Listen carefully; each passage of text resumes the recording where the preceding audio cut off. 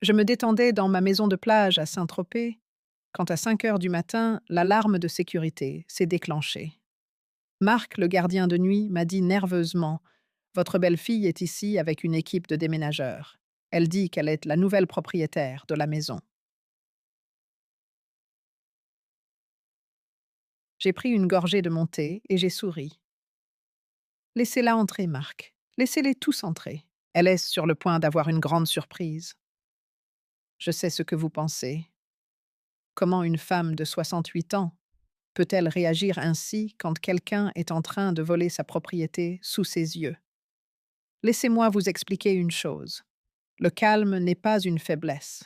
Le calme est l'arme la plus puissante que vous ayez quand vous savez déjà comment le film se termine. Mais avant de vous raconter comment j'en suis arrivé à ce moment, vous devez connaître toute mon histoire. Car ce n'est pas l'histoire d'une victime, c'est une histoire de patience, de stratégie et de justice. Et si vous voulez savoir comment une grand-mère a donné la leçon de sa vie à quelqu'un qui a essayé de tout lui prendre, abonnez-vous à cette chaîne, car des histoires comme celle-ci méritent d'être racontées. Je m'appelle Hélène Dupont, j'ai 68 ans. J'ai à mon actif 40 ans de travail acharné et 8 ans de veuvage. J'ai construit mon patrimoine avec ces mains qui tremblent un peu maintenant, en tenant une tasse, mais qui n'ont jamais tremblé quand il a fallu élever ma famille, ce vendredi matin-là. Alors que le ciel de Saint-Tropez commençait à se teinter d'orange, j'étais sur la terrasse de ma maison, face à la mer. Une maison que j'ai achetée avec mon indemnité de départ. Après avoir pris ma retraite en tant que chef comptable de la compagnie textile de l'Atlantique 40 ans à tracer l'argent des autres jusqu'au dernier centime, j'ai appris la valeur exacte de l'argent et de l'effort. La brise salée ébouriffait mes cheveux pendant que je tenais ma tasse de thé à la camomille. J'ai un rituel. Chaque matin avant l'aube, je descends sur la terrasse avec ma couverture en laine couleur terre cuite, celle que ma mère a tricotée avant de mourir, et je regarde l'océan se réveiller. C'est mon moment de paix, mon moment pour me rappeler pourquoi je continue d'avancer. Puis j'ai entendu la sonnerie du portail, insistante, agressive. Ce n'était pas une visite amicale. Marc, mon gardien de nuit, un homme d'une cinquantaine d'années, au visage constamment inquiet, est arrivé en courant du jardin latéral. Sa lampe de poche se reflétait sur son gilet de sécurité. Madame Hélène, désolée pour l'heure. Sa voix s'est brisée. Il y a un camion de déménagement au portail. Et votre belle-fille, Madame Chloé. Elle dit qu'elle est ici pour récupérer ses affaires, que la maison est à elle maintenant. Je ne me suis pas levée tout de suite. J'ai pris une autre gorgée de mon thé. J'ai senti le liquide chaud descendre dans ma gorge. J'ai regardé les vagues s'écraser sur les rochers. Combien de personnes a-t-elle amené avec elle? Et je demandai avec un calme qui m'a surprise moi-même. 3 déménageurs, madame, et un grand camion. Un de ces camions de déménagement professionnel.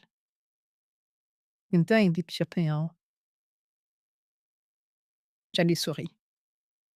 Ce n'était pas un sourire heureux, c'était un sourire de reconnaissance. Ce moment que vous attendiez est enfin arrivé. Marc, ouvrez-leur le portail. Madame, laissez-les passer. Laissez-la entrer. Laissez-la faire ce qu'elle veut. Marc m'a regardé comme si j'avais perdu la tête, et c'était peut-être le cas. N'importe qui aurait pu penser qu'une vieille dame seule se soumettant à une expropriation s'était tout simplement résignée.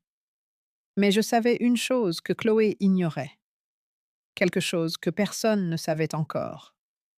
Chloé, ma belle-fille, la femme qui a épousé mon fils unique. Thomas, il y a 5 ans, une femme de 36 ans belle, comme si elle sortait de la couverture d'un magazine. Rusée comme un renard, ambitieuse comme personne. Quand Thomas me l'a présentée, j'ai voulu croire en elle.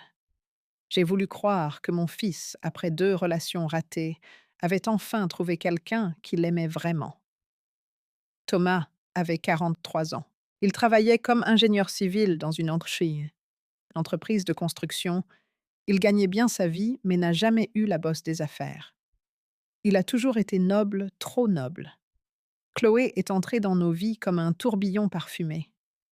Belle polie avec cette façon de parler qui fait que tout semble important. Elle disait travailler dans le marketing digital, mais je ne l'ai jamais vue travailler réellement.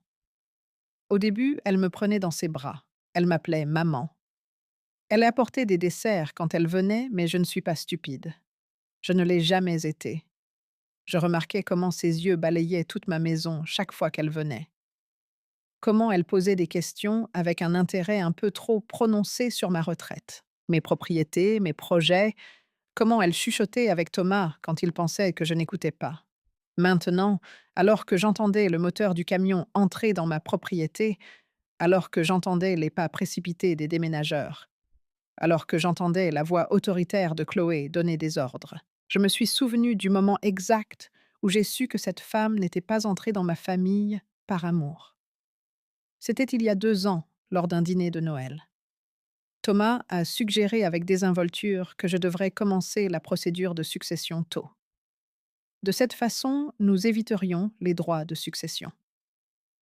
Chloé approuvait à côté de lui avec ce sourire qui ne me semblait plus affectueux, mais plutôt calculateur. Ce soir-là, après leur départ, j'ai pleuré. Pas pour l'argent, mais parce que mon fils me voyait comme un obstacle entre lui et son avenir.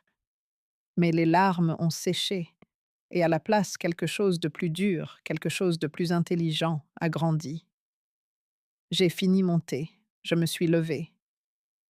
J'ai ajusté mon peignoir en coton ivoire et mes chaussons. J'ai attaché mes cheveux gris en une simple queue de cheval, et je suis entrée dans la maison, parce que Chloé était sur le point d'apprendre la leçon la plus coûteuse de sa vie, et j'étais prête à la lui enseigner. Mais ce que Chloé ne savait pas, c'est que je me préparais à ce moment depuis des mois, et que ce qu'elle était sur le point de découvrir allait tout changer. De la fenêtre du premier étage, j'observais Chloé diriger les déménageurs comme si elle était la maîtresse d'un empire. Elle portait un jean moulant, un chemisier en soie blanche et des lunettes de soleil bien que le jour se soit à peine levé. Ses cheveux châtains parfaitement lisses tombaient sur ses épaules. Toujours impeccable, toujours en contrôle. Du moins c'est qu'elle pensait. Tout cet ensemble de terrasses, a-t-elle pointé du doigt vers ma véranda. Les meubles de jardin sont en teck. Ils coûtent une fortune. Le canapé gris du salon principal, la table basse en marbre, tout ce qui a de la valeur va dans le camion. Les déménageurs se sont regardés mal à l'aise. L'un d'eux, un jeune homme portant une casquette de baseball, a demandé « Avez-vous des documents prouvant que c'est à vous, madame ?» Chloé a sorti un dossier de son sac Louis Vuitton, un vrai bien sûr acheté avec l'argent de Thomas, et leur a montré quelques papiers. Tout est en règle ici. Un acte de donation signé par l'ancienne propriétaire. Tout est légal. Une mensonge si énorme qu'il m'a presque fait rire depuis ma fenêtre. Voyez-vous, je dois vous raconter comment tout cela a commencé. Comment je me suis retrouvée avec une belle fille capable de me voler alors que je respirais encore. J'ai rencontré Chloé il y a 5 ans, à la fête d'anniversaire de Thomas. Il est entré bras dessus bras dessous avec elle, affichant un sourire que je n'avais pas vu sur son visage depuis qu'il était petit. Elle portait une robe rouge qui épousait ses courbes des talons hauts, un maquillage parfait. En me saluant, elle a pris mes mains dans les siennes. Hélène Thomas m'a tellement parlé de vous.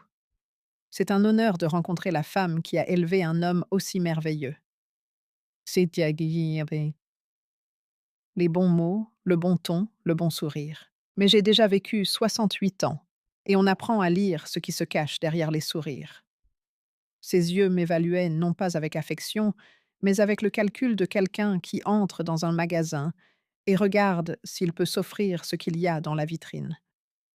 Les premiers mois ont été du pur théâtre. Chloé venait chez moi à Neuilly-sur-Seine tous les dimanches. Elle aidait dans la cuisine, s'informait de ma santé, apportait des fleurs. Thomas était sous le charme. Je voulais avoir tort. Je voulais que mes instincts me mentent.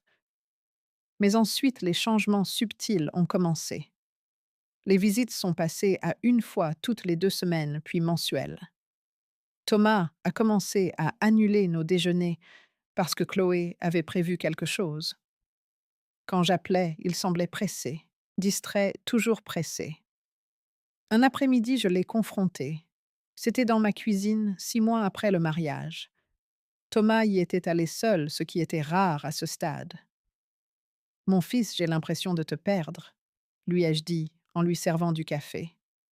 Il a détourné le regard. Maman, ce n'est pas ça.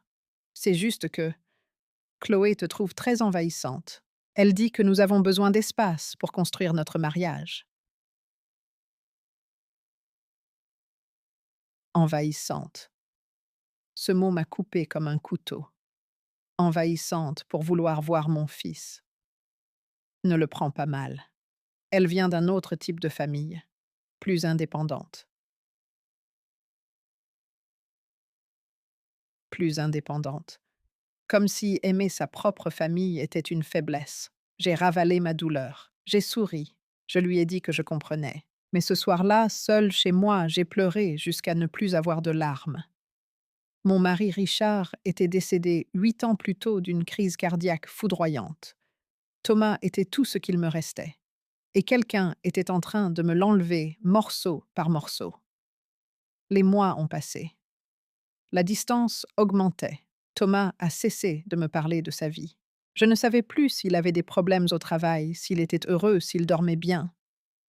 Chloé avait construit un mur entre nous brique par brique avec des mots doux et des sourires empoisonnés. Et puis les allusions à l'argent ont commencé. C'était lors d'un dîner en famille. Il y a 2 ans et demi, Thomas et Chloé m'ont invité dans un restaurant élégant, le Club du Pacifique, dans le 16e arrondissement. J'ai pensé qu'ils voulaient se réconcilier avec moi.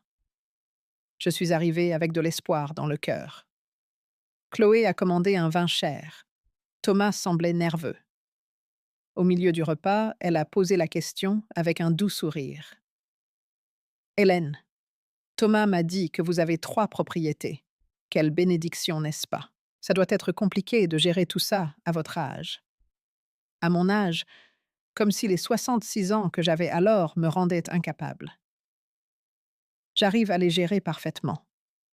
Merci, ai-je répondu sèchement. Bien sûr, je disais ça comme ça.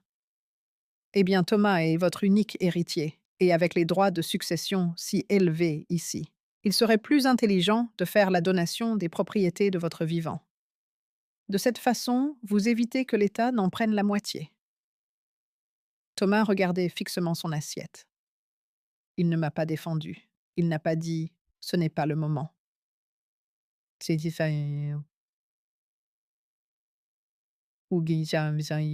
la décision de ma mère.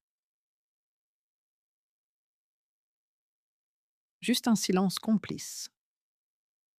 Mes propriétés sont dans une fiducie de mon vivant, ai-je répondu. Je suis la seule bénéficiaire tant que je vivrai. Après mon décès, elles iront à Thomas. Tout est en ordre. Chloé a pincé les lèvres. Son sourire n'atteignait pas ses yeux. Si bien organisé, quoique. Vous ne faites pas confiance à votre propre fils. Cette question, cette foutue question qui m'a hantée pendant des mois. Car c'était là que résidait le véritable poison, me faire sentir coupable de protéger ce que j'avais construit avec 40 ans de travail, me faire sentir que ne pas lui faire suffisamment confiance pour tout, lui remettre immédiatement signifiait que je n'aimais pas mon fils. De ma fenêtre, j'observais Chloé pointer maintenant ma collection de tableaux dans le salon. Des peintures que j'ai achetées lors de mes voyages, chacune avec une histoire. Avec un souvenir. Celle-là aussi, tout ce qui a de la valeur. L'un des déménageurs a demandé à nouveau « Êtes-vous sûr que la propriétaire a autorisé cela? Parce que sinon, voulez-vous que j'appelle la police et que je leur dise que vous entravez un déménagement légal ?» La voix de Chloé est devenue dure. « Faites votre travail et je vous paie le double. » L'argent, toujours l'argent. C'était Chloé. Belle à l'extérieur, vide à l'intérieur. Et mon fils, mon bon et noble Thomas, était tombé amoureux de l'emballage, sans voir que le cadeau était pourri. J'ai pris une grande inspiration. Je l'ai laissé jouer. Je l'ai laissé prendre confiance, car chaque minute qui passait, chaque meuble qu'elle faisait charger, chaque mot qu'elle disait devant des témoins était un élément de preuve supplémentaire. Et j'avais appris une chose en 40 ans de comptabilité. Les chiffres ne mentent pas. Les documents ne mentent pas. La vérité finit toujours par éclater quand on sait où chercher. Chloé a crié en direction de la maison. Et vérifié le bureau. Il doit y avoir un coffre-fort. Elle y garde probablement les actes de propriété et les bijoux. J'ai souri parce qu'elle n'avait aucune idée de ce que je gardais vraiment dans ce bureau. Et elle était sur le point de le découvrir. Mais il y avait quelque chose que Chloé ignorait complètement. Quelque chose qui transformerait son sourire triomphant en une expression de panique absolue. J'ai descendu les escaliers lentement, sans me presser. Chaque marche était une décision consciente. Chaque marche me rapprochait du moment que j'attendais depuis des mois. Du hall d'entrée, je pouvais voir le dos de Chloé. Elle continuait à donner des ordres ignorantes de ma présence. Les déménageurs déplaçaient des cartons, emballaient des lampes, débranchaient la télévision à grand écran que Thomas m'avait offerte l'année dernière pour mon anniversaire. Ironique, n'est-ce pas? Il m'a fait ce cadeau et maintenant sa femme était là pour le voler. Mais laissez-moi vous expliquer ce qui était vraiment en jeu ici, parce qu'il ne s'agissait pas seulement d'une maison de plage ou de quelques meubles. C'était l'œuvre de ma vie. J'ai 3 propriétés, chacune achetée avec mes propres efforts, sans l'aide de personne. La première, la maison familiale à Neuilly-sur-Seine, une maison avec jardin 4 chambres, où j'ai élevé Thomas, où j'ai enterré mon mari Richard, évaluée à 4,8 millions d'euros selon la dernière estimation. Mes souvenirs sont là, les photos sur les murs. Le citronnier que nous avons planté quand Thomas a eu 5 ans. La deuxième, un appartement dans le 16e arrondissement que j'ai acheté il y a 15 ans comme investissement. Je le loue à un couple d'étrangers, 2 millions d'euros en valeur. Ce loyer mensuel de 20 000 euros m'aide à vivre dignement, à ne rien demander à personne, à être indépendante. La troisième, cette maison de plage à Saint-Tropez. Mon refuge, mon havre de paix. 5 millions d'euros. Je l'ai acheté avec mon indemnité de départ quand j'ai pris ma retraite. 40 ans de travail à calculer les budgets des autres, à auditer des comptes de plusieurs millions tout en vivant modestement. Et quand mon tour est enfin arrivé, quand j'ai reçu mon indemnité de 4 millions d'euros plus mes économies, j'ai décidé de m'offrir ce cadeau. Un endroit pour me réveiller en voyant la mer. Un endroit où personne ne me disait quoi faire. Un endroit qui était à moi. Patrimoine total de 13,5 millions d'euros, plus des économies à la banque, plus des investissements dans des fonds communs, presque 15 millions d'euros au total. Pour beaucoup, ce n'est peut-être pas une fortune. Mais pour une femme qui a commencé à travailler comme assistante comptable en gagnant le salaire minimum par mois il y a 40 ans, qui s'est retrouvée veuve et a dû élever un fils seul, qui n'a jamais dépensé dans le luxe, mais dans l'éducation et l'avenir. C'était ma dignité, transformée en chiffres. Et Chloé voulait tout, pas une partie tout. Après la mort de Richard, alors que Thomas avait 25 ans et travaillait déjà. Mon avocat m'a recommandé de créer une fiducie de mon vivant quelque chose pour protéger mes biens, mais garantir l'avenir de mon fils. Hélène, m'a dit maître Grégoire Laurent, un homme sérieux d'une 60aine d'années qui avait été l'ami de Richard, placez tout dans une fiducie. Vous serez la seule bénéficiaire tant que vous vivrez. Personne ne peut toucher à rien. À votre décès, tout passe automatiquement à Thomas, de manière propre légale, sans impôts excessifs. Et c'est ce que j'ai fait. J'ai signé les documents. Tout était protégé. Je pouvais utiliser, vendre, louer ou faire ce que je voulais de mes propriétés. Mais personne d'autre ne pouvait les réclamer, pas même Thomas. Quand j'ai expliqué cela à mon fils, il a compris. Du moins, c'est ce que je pensais. Maman, c'est parfait. Je ne veux pas que tu t'inquiètes pour ces choses-là. Je veux juste que tu vives en paix. C'étaient ces mots il y a 8 ans, quand il était encore mon Thomas. Avant Chloé, tout a changé il y a 6 mois. C'était un dimanche. Thomas et Chloé sont apparus par surprise chez moi à Neuilly-sur-Seine. J'étais dans le jardin en train de tailler les roses. Chloé tenait un dossier et avait une expression qui n'essayait même plus de se déguiser en gentillesse. Maman, il faut qu'on parle, a dit Thomas sans même me dire bonjour avec un baiser. Nous nous sommes assis dans le salon. Chloé a ouvert le dossier et a sorti des documents imprimés. Écoutez, Hélène, Thomas et moi avons fait des recherches. Si vous donnez les propriétés maintenant de votre vivant, les impôts sont bien moindres. Et en plus, elle a fait une pause.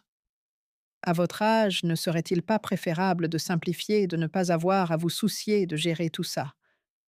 À mon âge. Encore cette phrase. Je n'ai pas besoin de simplifier quoi que ce soit. J'en suis parfaitement capable. Bien sûr que oui, est intervenu Thomas. Justice. Mais sa voix semblait répéter. Personne ne dit le contraire. C'est que, eh bien, Chloé et moi voulons acheter une plus grande maison. Nous pensons avoir des enfants bientôt, et si nous pouvions vendre l'appartement du 16e ou contracter un prêt en utilisant ses propriétés comme garantie. La vérité crue était là. Ils voulaient mes biens comme garantie pour leur projet, pour leur vie, comme si mes 40 ans de travail n'étaient qu'une ressource disponible pour leurs caprices. La réponse est non. Le masque de Chloé est complètement tombé. Vous ne faites pas confiance à votre propre fils. Quel genre de mère fait ça? Une mère qui a travaillé tous les jours de sa vie pour avoir quelque chose à elle. Une qui ne va pas céder sa sécurité juste parce que quelqu'un le demande.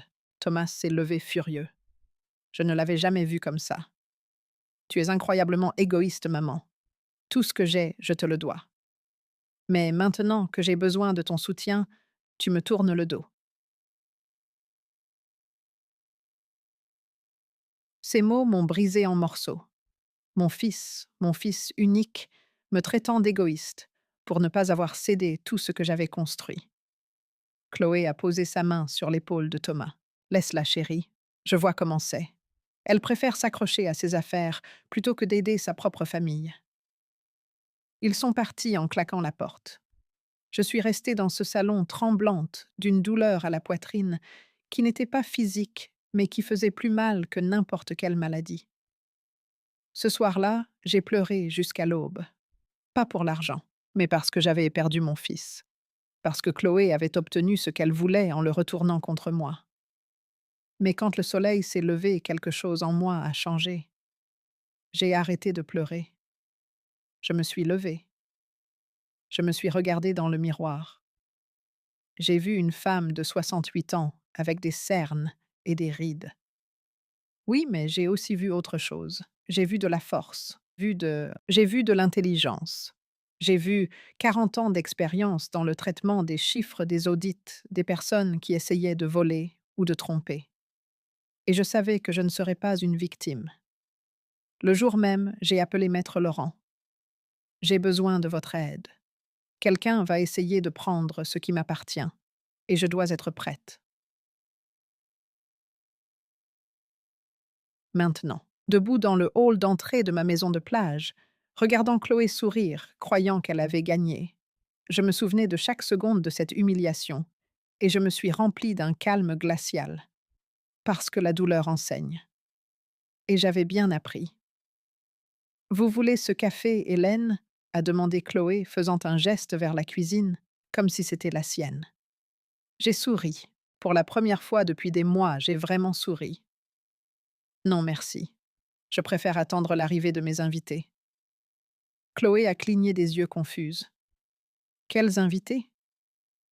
Et à ce moment-là, la sonnerie du portail a retenti. La sonnette a retenti une fois, deux fois, avec insistance. Chloé a regardé vers la porte, puis vers moi. Pour la première fois de la matinée. J'ai vu une ombre de doute traverser son visage. Qui d'autre vient à cette heure? Je n'ai pas répondu. J'ai simplement marché vers l'entrée d'un pas lent et délibéré. Marc avait déjà ouvert le portail.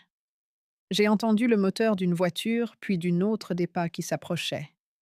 Mais avant de vous dire qui est arrivé, vous devez comprendre comment j'ai préparé ce moment. Parce que la justice n'arrive pas seule. La justice se construit, se documente et se planifie avec patience.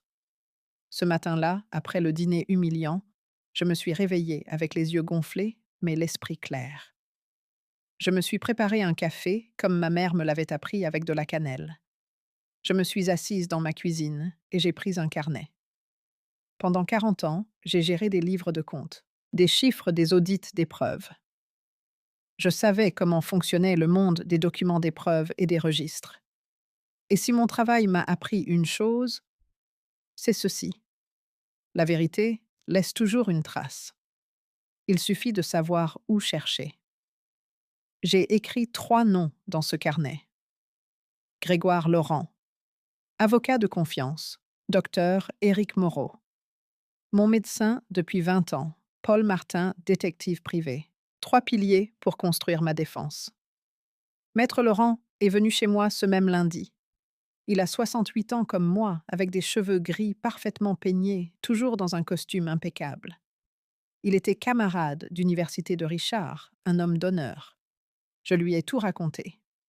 Le dîner, les accusations de démence, la pression pour signer une procuration, l'éloignement de Thomas. Grégoire a écouté sans m'interrompre. Quand j'ai eu fini, il a ajusté ses lunettes et a dit « Hélène, c'est un schéma classique. Ils montent un dossier pour vous déclarer incapable et prendre le contrôle de vos biens. Nous avons déjà vu cela. Des personnes âgées avec des biens, des parents ambitieux. Ce que puis-je faire? C'est d'abord, nous devons documenter votre totale capacité mentale. Aucun juge ne peut vous déclarer incapable si nous avons des examens médicaux récents prouvant le contraire. L'après-midi même, je suis allée voir le docteur Moreau. Il a fait tous les examens, un mini-examen de l'état mental, des tests de mémoire, une évaluation cognitive complète. Une semaine plus tard, j'avais les résultats entre les mains. Une patiente de 68 ans avec une fonction cognitive tout à fait normale pour son âge. Aucun signe de déficience orienté dans le temps, l'espace et la personne. Excellente mémoire de travail, capacité de jugement intacte. J'ai gardé ces documents comme de l'or. C'était mon bouclier contre les mensonges de Chloé. Mais j'avais besoin de plus. J'avais besoin de savoir qui était vraiment la femme qui s'était infiltrée dans ma famille. Paul Martin est venu chez moi un jeudi après-midi. C'est un homme d'environ 55 ans, ancien policier, maintenant détective privé. Une amie m'avait donné ses coordonnées des années auparavant lorsqu'il avait aidé sa sœur dans une affaire d'infidélité. Madame Dupont, que devez-vous savoir? A-t-il demandé en sortant un petit bloc-notes. Tout. Je veux savoir qui était Chloé avant de rencontrer mon fils. Ses relations précédentes, ses dettes, son histoire, tout ce que vous pourrez trouver. Paul a hoché la tête. Je vais être franc avec vous. Cela prend du temps et coûte de l'argent. Peu m'importe ce que ça coûte. J'ai besoin de la vérité. Je lui ai versé une avance de 4 000 €. Paul a commencé son travail. Pendant ce temps, j'ai mené ma propre enquête silencieuse. Chaque fois que Thomas et Chloé me rendaient une visite, j'enregistrais les conversations sur mon téléphone. Je le laissais sur la table, apparemment oublié, mais enregistrant chaque mot. J'ai enregistré chaque appel où il me mettait en la pression au sujet des propriétés, chaque commentaire désobligeant sur mon âge, chaque insinuation selon laquelle je perdais la tête. J'ai également installé des caméras de sécurité discrètes dans ma maison de Neuilly, petite presque invisible. Dans le salon, la salle à manger, l'entrée. Grégoire me l'avait recommandé. S'ils essaient de vous forcer à signer quelque chose, s'ils vous crient dessus, s'il y a une quelconque forme de coercition, vous avez besoin de preuves, m'a-t-il dit. 3 semaines se sont écoulées. Puis Paul m'a appelé. Madame Dupont, il faut que je vous voie. J'ai trouvé des choses importantes. Nous nous sommes retrouvés dans un café calme du centre-ville. Paul a posé un épais dossier sur la table. Mon cœur battait à tout rompre. Chloé, a-t-il commencé, 36 ans, originaire de Lyon. Et c'est là que ça devient intéressant. Il a ouvert le dossier. À l'intérieur, il y avait des photographies, des documents imprimés, des rapports. Chloé a déjà été mariée de 2015 à 2018 avec un homme d'affaires de Bordeaux nommé Vincent Girard. Il avait 52 ans lors de leur mariage. Elle en avait 26. Il m'a montré des photos du mariage. Chloé était radieuse, exactement comme lorsqu'elle a épousé Thomas. Le même sourire calculateur. Le mariage s'est terminé par un divorce houleux. Vincent l'a accusée de l'avoir manipulée pour mettre des propriétés à son nom, d'avoir vidé des comptes bancaires conjoints. Il y a un procès pour fraude qui n'a jamais abouti, car ils ont conclu un accord à l'amiable. Il lui a payé 1 million d'euros pour qu'elle parte et le laisse en paix. J'ai eu l'impression de ne plus pouvoir respirer. Une tempiltion. Oui. Et ce n'est pas tout. Avant Vincent, elle a eu une relation avec un veuf de Lille. Ça a duré 6 mois. Il était plus âgé, lui aussi, il avait aussi des propriétés. La relation s'est terminée brusquement, quand les enfants de l'homme l'ont confrontée avec des preuves qu'elle vendait des objets de la maison familiale sans autorisation. Paul a sorti d'autres papiers. Chloé a des dettes beaucoup. Des cartes de crédit 390 000 euros au total, 4 cartes différentes, toutes au plafond. Elle doit aussi de l'argent à des usuriers. Au moins 100 000 euros de plus, presque un demi-million de dettes. Et elle vivait comme une millionnaire. Thomas est au courant. Paul a secoué la tête. J'en doute. J'ai aussi enquêté sur votre fils, madame. Thomas a un dossier de crédit vierge, un revenu stable, mais depuis qu'il a épousé Chloé, il a contracté un prêt personnel de 200 000 euros et un autre de 150 000 euros l'année dernière. Tout cet argent a disparu. Mon fils était endetté à cause d'elle contractant des dettes dont il ignorait l'existence. Et le coup de grâce. Paul a sorti des captures d'écran de messages textes. J'ai réussi à accéder à des conversations entre Chloé et sa sœur Marion, et entre Chloé et une amie proche. Il a lu certains des messages. Chaque mot était un coup de poignard. Marion, la vieille ne lâchera pas un centime. Mais ce n'est pas grave. J'ai trouvé un moyen. Je vais lui faire signer un acte de donation. Je vais la convaincre qu'elle perd la mémoire. Thomas est un idiot utile. Il fait tout ce que je lui dis. Sa mère a près de 15 millions en propriété. Si j'arrive à ce qu'elle m'en donne, ne serait-ce qu'une, ce mariage ennuyeux en aura valu la peine. Je ne vais pas attendre qu'elle meure. J'ai des dettes à payer maintenant. Je vais la presser jusqu'à ce qu'elle cède. Les larmes coulaient sur mon visage pendant que Paul lisait. Ce n'étaient pas des larmes de tristesse. C'étaient des larmes de rage. Comment avez-vous obtenu ces conversations? Paul a souri légèrement. J'ai mes méthodes, madame. L'important est que ce soit une preuve solide de ses intentions. Est-il légal de l'utiliser dans un procès civil pour fraude ou coercition? Oui, ça peut être utilisé. Cela n'a pas été obtenu par des écoutes illégales. Disons qu'une source proche de Chloé les a partagées avec moi.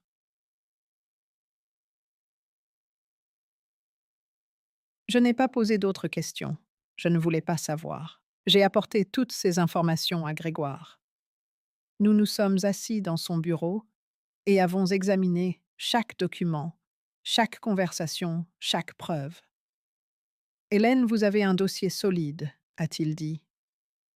Si Chloé tente quoi que ce soit, si elle vous presse de signer, si elle essaie de vous faire déclarer incapable, nous avons ce qu'il faut pour vous défendre. Mais plus que cela, nous avons ce qu'il faut pour la poursuivre en justice. Que suggérez-vous? Grégoire s'est adossé à sa chaise. Nous attendons. Laissez-la faire le prochain pas. Plus elle prendra confiance, plus elle fera d'erreurs. Et quand elle commettra l'erreur fatale, nous agirons. Et c'est ainsi que j'ai attendu des semaines, avec la patience d'un chasseur, jusqu'à ce qu'il y a 1 mois, Chloé fasse le mouvement que j'attendais. Elle est venue chez moi avec un homme qu'elle a présenté comme Monsieur Perrin, un expert en questions notariales. Ils ont apporté des documents fiduciaires mis à jour des papiers d'apparence très professionnels, avec des tampons, avec un jargon juridique compliqué. Nous avons juste besoin de votre signature ici, Hélène. C'est pour mettre à jour les bénéficiaires pour votre protection. Les caméras enregistraient tout. J'ai lu chaque ligne attentivement et ce que j'ai vu a glacé mon sang. Ce n'était pas une mise à jour, c'était une donation directe de la maison de Saint-Tropez à Chloé, rédigée pour paraître légale mais pleine de vices cachés. J'ai signé. Oui, j'ai signé. Mais quand j'ai fini, j'ai pris une photo de la pièce d'identité du soi-disant Monsieur Perrin. Le même après-midi, Grégoire a enquêté.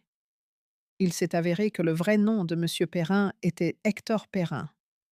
Il avait été avocat jusqu'en 2020 et un dette, à laquelle le barreau l'avait radié pour falsification dans une affaire d'héritage. Interdit d'exercer pendant 3 ans, il ne pouvait pas pratiquer légalement. Les documents qu'il m'a fait signer n'avaient aucune valeur. C'était du papier décoré. Pire, c'était un crime. Fraude, falsification de documents publics, exercice illégal de la profession. Hélène, nous pouvons poursuivre immédiatement, a déclaré Grégoire. Avec ça, nous pouvons la mettre en prison. Et non. Et puis, je réponds ça. C'est un coup qui m'a surprise. Pas encore. Laissez-la prendre plus d'assurance.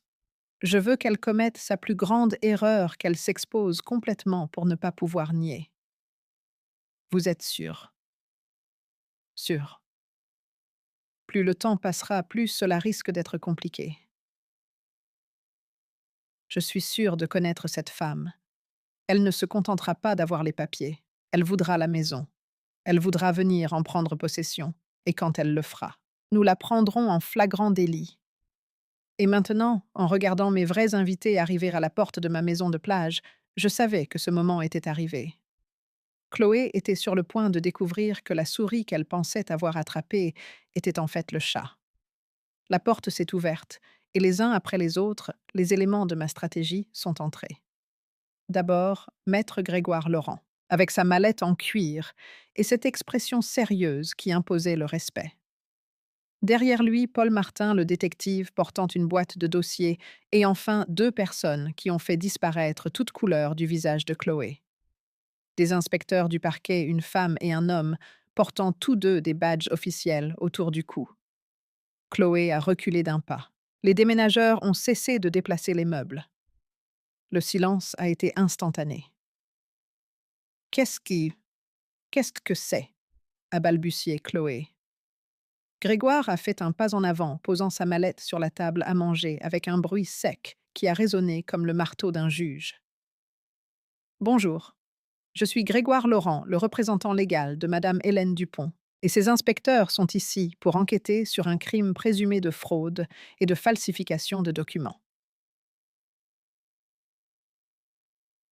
L'inspectrice du parquet, une femme d'une quarantaine d'années, avec les cheveux tirés en une queue de cheval stricte, a sorti un carnet. Mademoiselle Chloé, n'est-ce pas? Chloé a hoché la tête, incapable de parler.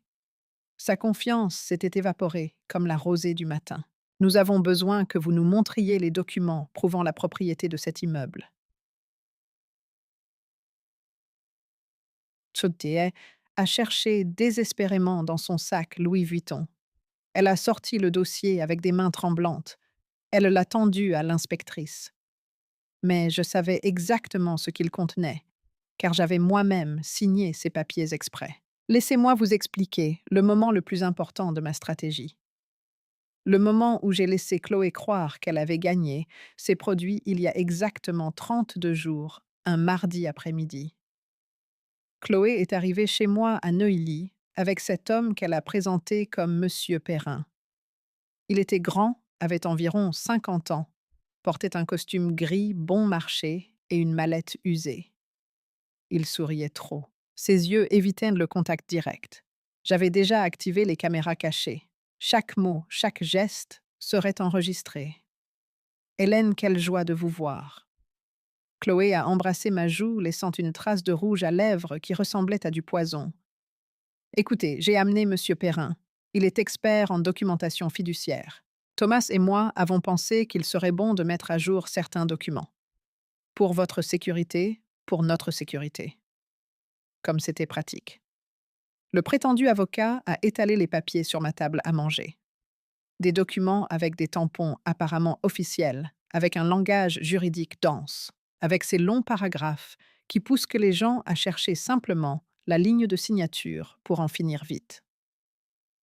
Madame Dupont, c'est une procédure de routine. Nous mettons simplement à jour les bénéficiaires de votre fiducie pour qu'en cas de problème, la transition soit plus rapide et plus efficace.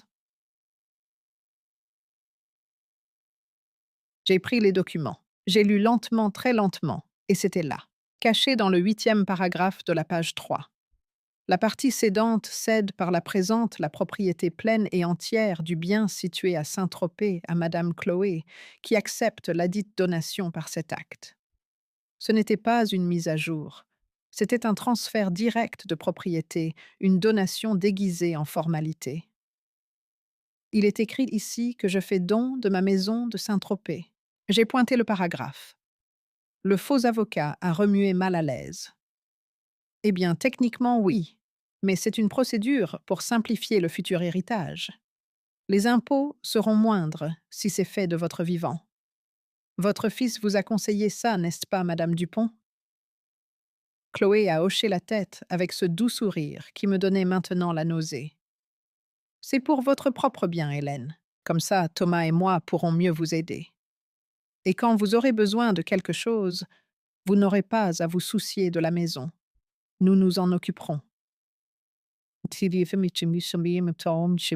Traduction. Quand vous mourrez, ce sera déjà à nous. Mais mieux encore, ce sera à nous maintenant, et vous n'aurez plus qu'à disparaître. J'ai regardé le faux avocat dans les yeux. Puis-je voir votre carte du barreau? Oui. Il a pâli. Il a fouillé dans sa mallette. Ah oui, bien sûr, la voici. Il m'a montré un document. J'ai pris mon téléphone, comme si j'avais besoin de mes lunettes de lecture pour mieux voir, et j'ai discrètement pris une photo de lui.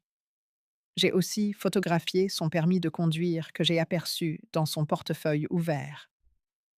On dirait que tout est en ordre. Ai-je dit avec la voix d'une femme âgée et fatiguée le rôle qu'il voulait que je joue. J'ai signé toutes les pages, toutes les initiales, toutes les signatures. Chloé pouvait à peine contenir son excitation. Ses yeux brillaient. Le faux avocat a rapidement rassemblé les documents. Parfait. Dans quelques jours, vous aurez votre copie certifiée. Et le nouvel acte arrivera dans environ 3 semaines. Ils sont partis précipitamment. Chloé m'a embrassé le front comme si j'étais une petite fille sage qui venait de faire ses devoirs. Merci, Hélène. Vous verrez. C'est pour le mieux. Dès que j'ai fermé la porte, j'ai appelé Grégoire.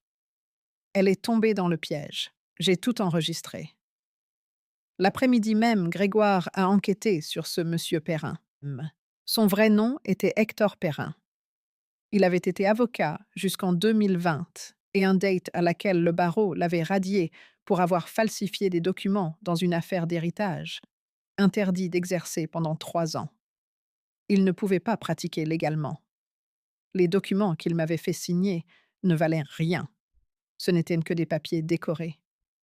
Pire, c'était un crime. Fraude, falsification, exercice illégal de la profession.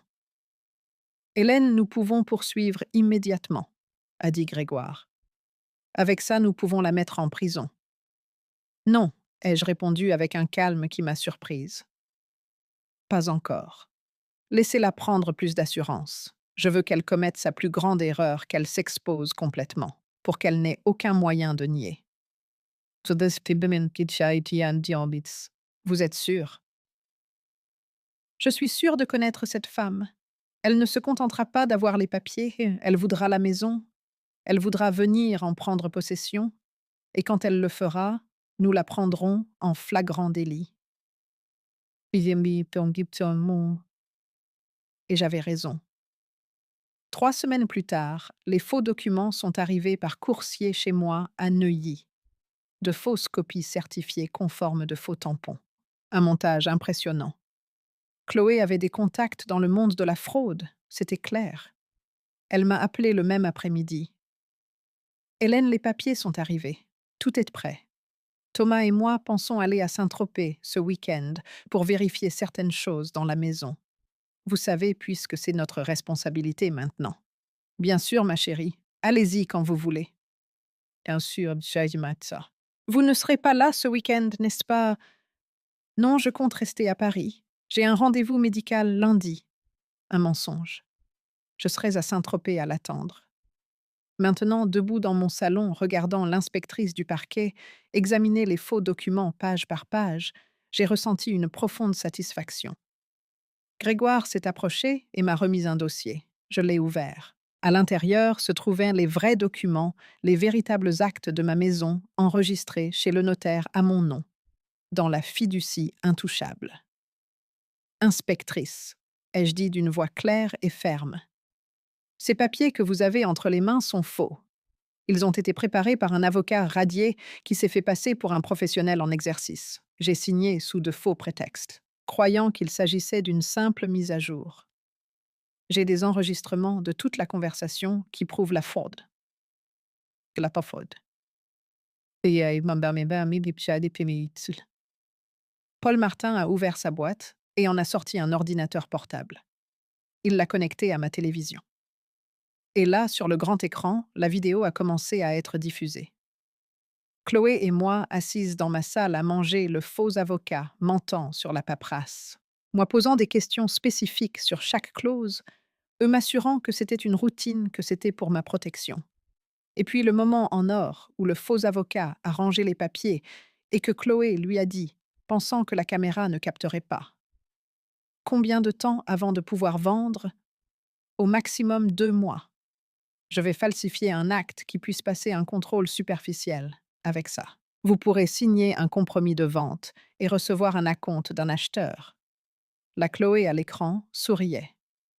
Dans mon salon, Chloé tremblait. L'inspectrice du parquet a levé les yeux. Mademoiselle Chloé, vous êtes en état d'arrestation pour escroquerie faux en écriture et association de malfaiteurs. Vous avez le droit de garder le silence. Chloé a explosé. C'est un piège. Hélène m'a forcé à signer. Elle est sénile. Elle ne sait pas ce qu'elle fait. Grégoire a sorti un autre dossier. Les dossiers médicaux parfaitement légaux, avec des rapports datés récemment. Voici les évaluations cognitives de ma cliente réalisées il y a 2 semaines par 3 spécialistes différents. Tous concluent qu'elle a sa pleine capacité mentale. Voudriez-vous aussi voir les enregistrements du dîner où elle l'a accusé publiquement de démence sans aucune preuve? Paul a lancé une autre vidéo. Le dîner au restaurant Le Club du Pacifique. Chloé avec son discours sur ma prétendue démence. Les invités acquiescents. Thomas en silence. C'est ce qu'on appelle de la diffamation préméditée, a poursuivi Grégoire. Monter un faux dossier d'incapacité pour justifier le vol de biens. Chloé a cherché des arguments, mais n'en avait aucun. Toutes les défenses qu'elle a tentées ont été écrasées par des preuves, des documents, des vidéos, des enregistrements, des témoignages. Alors, elle a fait ce que toutes les personnes comme elle font quand elles sont acculées. Elle a pleuré. Ce n'était pas mon idée. C'était celle d'Hector, l'avocat. Il m'a convaincue. Je voulais juste. Je voulais juste aider Thomas. Nous avons des dettes. Nous avions besoin d'argent. Ah oui. Paul a pris une autre enveloppe. Ses dettes. 390 000 € de dettes de carte de crédit, tout dépensé en vêtements, voyages, restaurants. Rien de tout cela n'était pour Thomas, n'est-ce pas? Il lui a montré les relevés bancaires. Des achats dans des boutiques de luxe, des voyages aux Maldives, à Courchevel, 200 000 € en soins esthétiques, tout facturé sur des cartes dont Thomas ignorait l'existence. Et ici, a poursuivi Paul, implacable. Vos conversations avec votre sœur Marion, où vous dites textuellement « Thomas est un idiot utile, c'est sa mère qui a l'argent ». Chloé s'est effondrée. Elle s'est jetée sur mon canapé, le même canapé qu'elle avait ordonné d'emballer une demi-heure plus tôt. Et moi, pour la première fois depuis des mois, j'ai senti que je pouvais respirer avec soulagement. Mais il manquait encore quelqu'un qui devait voir tout cela de ses propres yeux. Le téléphone de Chloé a sonné. C'était Thomas. J'ai pu voir son nom clignoter à l'écran. Elle n'a pas répondu. Elle était paralysée, assise sur mon canapé, les mains tremblantes, son maquillage commençant à couler à force de pleurer. Mais j'ai pris mon téléphone. J'ai composé le numéro de mon fils, le numéro que j'avais appelé pendant des mois, seulement pour recevoir des réponses sèches ou un silence absolu. Maman. Sa voix semblait confuse. Chloé m'a envoyé un message étrange il y a une demi-heure. Elle m'a dit qu'elle était à Saint-Tropez. Que se passe-t-il? Thomas, j'ai besoin que tu viennes à la maison de plage maintenant. C'est urgent. Tu vas bien. Il s'est passé quelque chose. Pour la première fois depuis longtemps, j'ai décelé une inquiétude sincère dans sa voix, comme si une partie du Thomas que je connaissais existait encore sous toutes ses couches de manipulation. Je vais parfaitement bien, mais tu dois voir quelque chose. Quelque chose qui va changer tout ce que tu crois savoir. Il y a eu un long silence. Je suis en route. Je serai là dans 1 heure et demie. J'ai raccroché. J'ai regardé Chloé. Elle me regardait avec une haine pure. Les masques étaient tombés. Fini les faux sourires ou les mots doux. Seulement la vérité nue de qui elle était vraiment.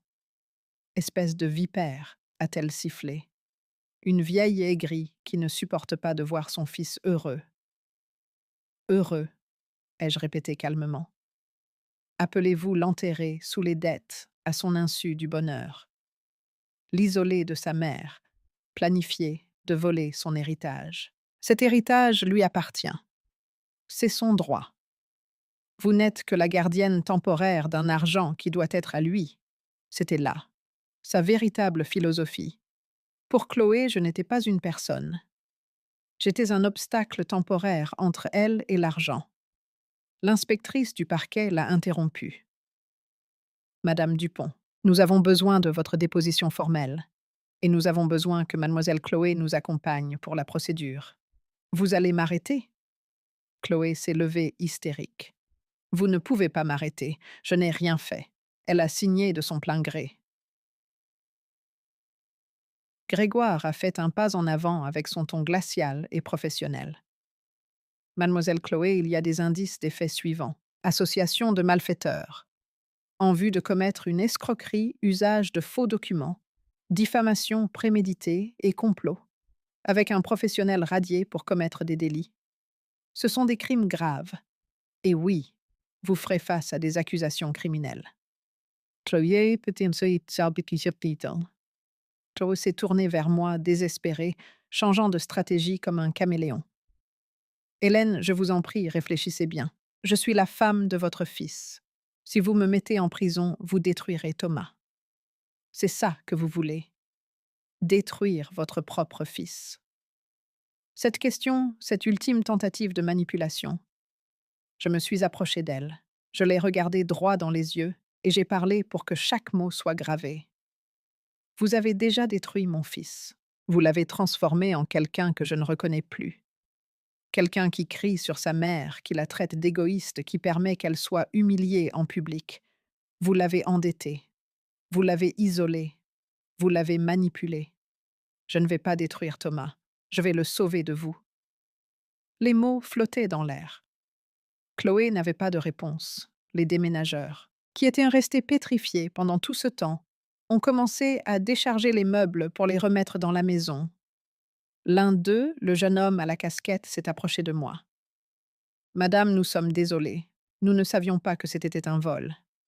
Elle nous a dit que c'était un déménagement légal. Elle nous a montré les papiers. Ce n'était rien, mon garçon. Vous faisiez juste votre travail. Vous n'êtes responsable de rien de tout ça. Je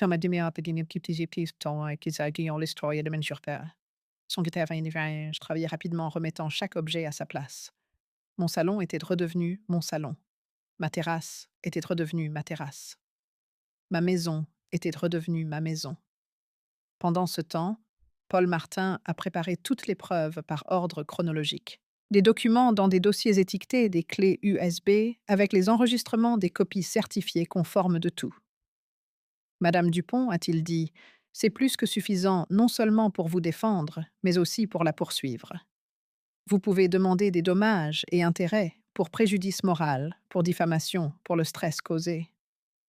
J'ai secoué la tête. J'ai secoué. Je ne veux pas de son argent. Je n'ai jamais voulu d'argent. Je veux juste récupérer ma dignité et que mon fils se réveille. Une heure a passé, puis une autre. Le soleil était haut dans le ciel. La brise marine entrait par les fenêtres ouvertes. J'avais fait du café pour tout le monde. Les inspecteurs prenaient des notes. Grégoire passait en revue les documents. Paul organisait les preuves et Chloé attendait gardée en silence. Son téléphone n'arrêtait pas de sonner. C'était Thomas qui appelait à plusieurs reprises. Finalement, nous avons entendu le moteur d'une voiture freiner brusquement devant la maison. Des pas précipités. La porte s'est ouverte. Thomas a fait irruption comme un ouragan. Ses cheveux étaient ébouriffés. Sa chemise froissée comme s'il l'avait enfilée à la hâte. Il a cherché Chloé. Il l'a trouvée. Puis il m'a vue. Qu'est-ce qui se passe ici, maman? Pourquoi y a-t-il des policiers? Pourquoi? Il s'est arrêté en observant toute la scène, les inspecteurs du parquet, Grégoire avec sa mallette, Paul avec l'ordinateur portable ouvert, les déménageurs finissant avec les meubles. Que quelqu'un m'explique ce qui se passe, a-t-il exigé. Chloé s'est levée du canapé et a couru vers lui, le serrant dans ses bras en pleurs. Thomas, ta mère m'accuse de choses horribles. Ils veulent mal m'arrêter. Aide-moi, s'il te plaît. Thomas m'a regardé par-dessus la tête de Chloé, confus, attendant que je lui dise que tout cela n'était qu'un malentendu, mais ce n'était pas le cas. Thomas, ma voix est sortie plus douce que je ne l'espérais. Tu dois t'asseoir. Il y a des choses que tu dois voir, des choses que tu dois savoir sur la femme que tu as épousée. Et tu as une bonne Charlie, ça. Chloé m'a dit que tu avais signé un acte de donation, que la maison était pour nous. Tu as changé d'avis. Fils, je n'ai jamais rien donné. J'ai été trompée. Ta femme et un faux avocat m'ont fait signer des documents frauduleux. Et ce n'est que le début. Thomas a secoué la tête, incrédule. Non, maman, tu es confuse. Chloé ne ferait pas ça. Confuse, est intervenu Grégoire. Votre mère est en pleine possession de ses facultés mentales. Nous avons les évaluations de 3 spécialistes différents. Ce que votre mère a jeune homme. Ce sont des preuves. Beaucoup de preuves. Paul a tourné l'ordinateur portable vers Thomas. Regardez ceci, s'il vous plaît. La vidéo a commencé. La première Chloé et le faux avocat dans ma salle à manger, les mensonges, la tromperie, la signature sous de faux prétextes. Thomas regardait l'écran. Pâle. Chloé a essayé d'attraper l'ordinateur portable. Ne regarde pas ça. C'est monté. Je le jure. Mais Thomas l'a repoussé. Il a continué à regarder. Vidéo après vidéo. Le dîner au restaurant où ils m'ont accusé de démence. Les messages à sa sœur le traitant d'idiot utile. Les relevés des cartes de crédit qu'il n'avait jamais autorisées, les dettes, les mensonges, et enfin, le pire de tous. L'enregistrement où Chloé parlait de vendre ma propriété le plus vite possible avec le faux avocat. Combien de temps avant de pouvoir vendre? 2 mois au maximum. Thomas s'est laissé tomber sur une chaise. Son visage était passé par toutes les émotions possibles. Confusion, déni, colère, douleur. Maintenant, il ne restait que la désolation. Chloé. Sa voix n'était qu'un murmure. Tout ça est vrai. Elle pleurait toujours, mais n'a pas répondu. Elle ne pouvait pas. Il n'y avait aucune défense contre ces preuves. Tu t'es servi de moi pendant tout ce temps. Tu ne voulais que l'argent de ma mère. Silence. Réponds-moi, a crié Thomas. Et je ne l'avais jamais entendu crier ainsi. Chloé a fini par parler, mais sa voix n'avait plus aucune douceur. Seulement de l'amertume. Et si c'était le cas, ta mère a de l'argent. Nous avons des dettes. Ce n'est pas juste qu'elle en ait autant alors que nous non, disent-nous. Thomas l'a interrompu. Je n'avais pas ces dettes. C'est toi qui les as contractées. C'est toi qui as dépensé l'argent. Tu as menti. Il s'est levé. Il s'est approché de moi.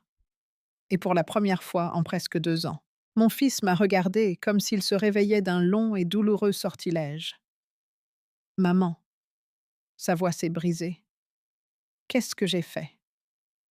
Et à ce moment-là, j'ai réalisé qu'avoir retrouvé mon fils allait me faire autant de mal que de l'avoir perdu. Thomas est tombé à genoux devant moi. Les larmes coulaient sur son visage de manière incontrôlable. C'était l'image d'un homme brisé, quelqu'un qui venait de découvrir que toute sa vie de ces 5 dernières années avait été un mensonge. Maman, pardonne-moi. S'il te plaît, pardonne-moi. Je voulais le toucher, je voulais le serrer dans mes bras comme lorsqu'il était petit et qu'il venait pleurer avec les genoux écorchés. Mais quelque chose en moi me faisait encore trop mal. Les blessures ne guérissent pas instantanément, même si la partie coupable s'excuse. Thomas, lève-toi, lui ai-je dit fermement. Ne t'agenouille pas, je n'ai jamais voulu ça. Il s'est levé, essuyant ses larmes du revers de la main. Il m'a regardé avec des yeux rouges. Je t'ai traité d'égoïste, je t'ai crié dessus, je l'ai laissé t'humilier à ce dîner, et je n'ai rien dit. Comment peux-tu seulement me regarder? Parce que tu es mon fils et parce qu'elle t'a manipulé. Mais ça n'efface pas la douleur, Thomas. Ça ne l'efface pas. Chloé, depuis sa place surveillée par les inspecteurs, a laissé échapper un rire amer. Quelle scène touchante, la mère héroïque et le fils repentant. Mais ne jouez pas les victimes. Vous avez de l'argent alors que d'autres personnes. Tais-toi. Thomas s'est tourné vers elle avec une froideur que je ne lui avais jamais vue. Ne parle plus. Tu n'en as pas le droit. À ce moment précis, la sonnette a de nouveau retenti. Marc est apparu à la porte nerveux. Madame Hélène, il y a d'autres personnes dehors. Ils disent qu'ils sont la famille de Madame Chloé. J'ai regardé Grégoire. Il a hoché la tête. C'est moi qui les ai appelés. Nous avons besoin de témoins pour tout ça. Et ils doivent savoir. Ils doivent savoir qui est vraiment leur parente.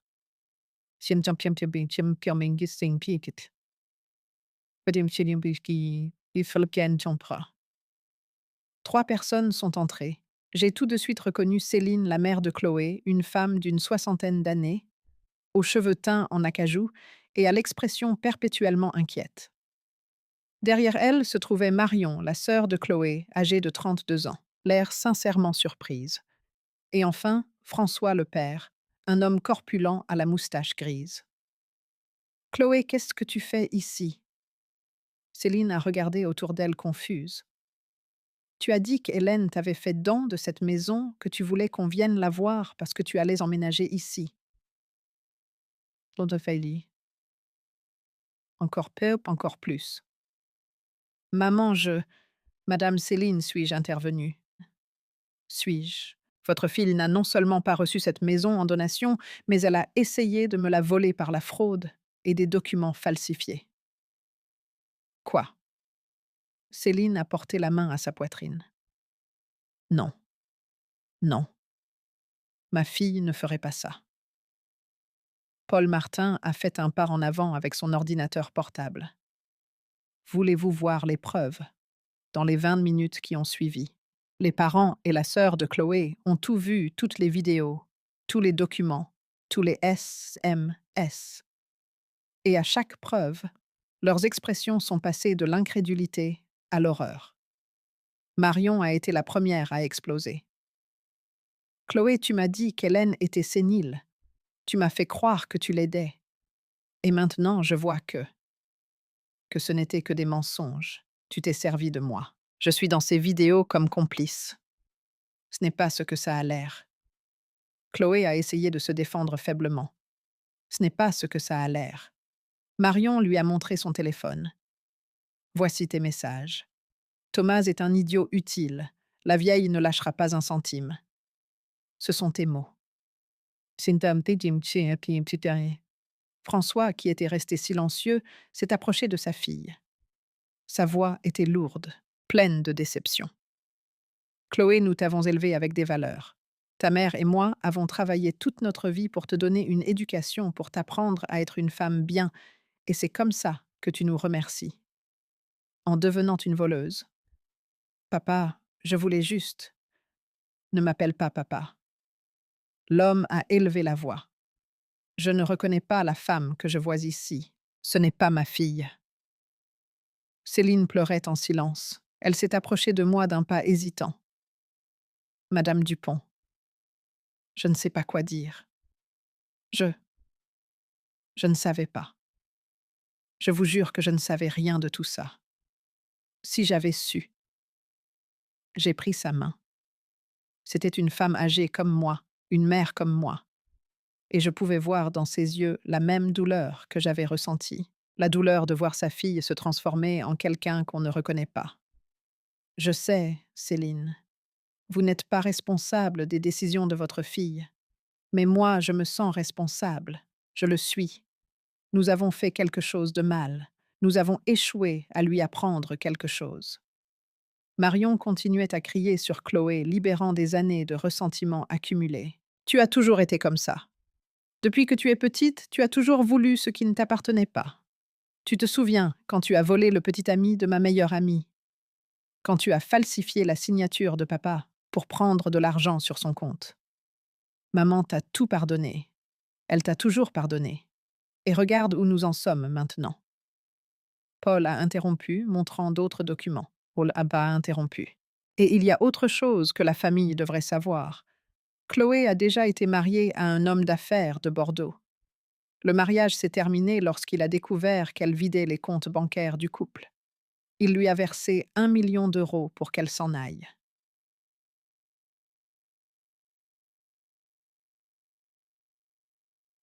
Ensoleillée.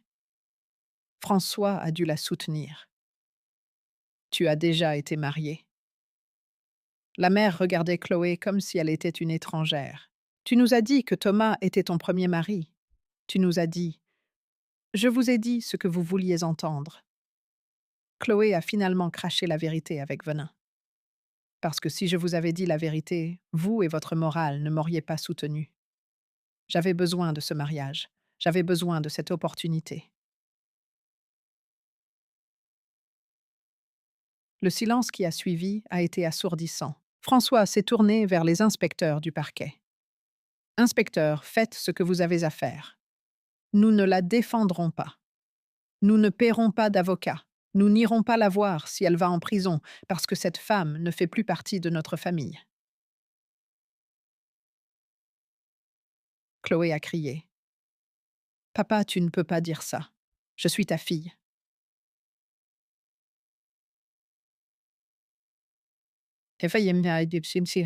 Aujourd'hui. La personne qui est ici est une criminelle. Ces mots sont tombés comme une sentence définitive. Chloé s'est effondrée complètement pleurant de façon hystérique, mais personne n'a bougé pour la réconforter. Ni sa famille, ni Thomas, personne. L'inspectrice a parlé d'un ton professionnel. Mademoiselle Chloé, vous devez venir avec nous. Vous serez placée en détention provisoire le temps de l'enquête. Les accusations sont graves et il y a un risque de fuite. Non, s'il vous plaît. Chloé m'a regardée. Hélène, s'il vous plaît, retirez les accusations. Je ferai n'importe quoi. Je m'en irai. Je disparaîtrai, mais ne me mettez pas en prison. Je me suis approchée d'elle. Je l'ai regardée dans les yeux. Et j'ai parlé de manière à ce que chaque mot soit enregistré. Chloé, vous avez eu de nombreuses occasions. Vous auriez pu me respecter. Vous auriez pu aimer sincèrement mon fils. Vous auriez pu construire une vie honnête. Mais vous avez choisi le chemin du mensonge, de la fraude et de la manipulation, et les choix ont des conséquences. Alors vous n'allez pas me pardonner. Le pardon est entre vous et votre conscience. Je m'assure simplement que justice soit faite. Les inspecteurs l'ont menotté. Chloé a crié, pleuré, supplié. Mais ils l'ont emmenée hors de ma maison. ma maison. La maison que j'ai construite par mes propres efforts. La maison qu'elle a essayé de me voler. Quand la porte s'est fermée, le silence est revenu. Thomas était toujours debout, immobile, fixant l'endroit par lequel sa femme avait disparu. Céline et François étaient assis sur le canapé dévasté. Marion tremblait de rage contenue. Grégoire m'a mis la main sur l'épaule. Hélène, c'était très courageux. Il n'y a pas beaucoup de gens qui osent aller aussi loin. Ce n'était pas du courage. C'était une nécessité. La nécessité de dignité. Thomas s'est de nouveau approché de moi. Cette fois, il ne s'est pas agenouillé. Il s'est arrêté devant moi, les épaules tombantes, avec la posture de quelqu'un qui a tout perdu. Maman, je sais que je n'ai pas le droit de te demander quoi que ce soit.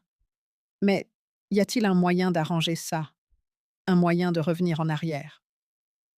Je ne l'ai pas laissé terminer. Thomas, le chemin du retour est long. Ça ne s'arrange pas avec des excuses.